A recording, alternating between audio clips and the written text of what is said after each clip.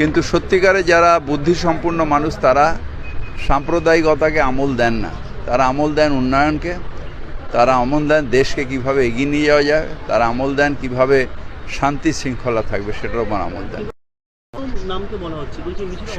সেটা একটা উত্তেজনা সৃষ্টি হচ্ছে, এটা ঠিক না। আমরা সবাই শান্তিতে থাকব, আনন্দের সাথে থাকব। এটা তো শ্রীচৈতন্যের দেশ বাংলা, এটা তো এই দেশটা আমাদের সবার আনন্দের দেশ, এই দেশটা আমাদের সবার শান্তির দেশ। এখানে আমরা সবাইকে আলিঙ্গন করি। ঠাকুর শ্রী শ্রী রামকৃষ্ণের দেশ, যেখানে বিশ্বাস করেন তারা যে যত মত তত পথ। সুতরাং এইখানে এই কোনো স্থান নেই। যারা করছেন তারা মূর্খতা করছেন। এখানে সবাই মিলে আমরা একসাথে থাকবো এবং সবাই সাহায্য করবো, ভালোবাসবো, আনন্দে থাকবো, এটাই আজকে প্রার্থনা করব।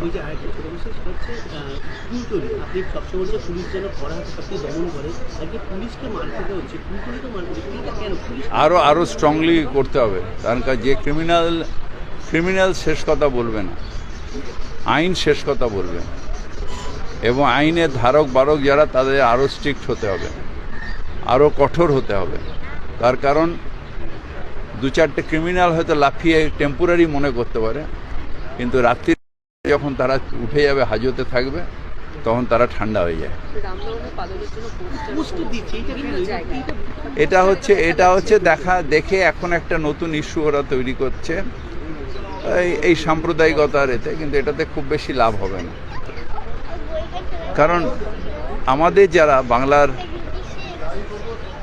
ঠাকুর শ্রী শ্রী রামকৃষ্ণ, বিবেকানন্দ, নেতাজি সুভাষচন্দ্র বোস, যারা আমাদের প্রাতঃস্মরণীয়, তারা কেউ কোনোদিন সাম্প্রদায়িকতার কথা বলেনি।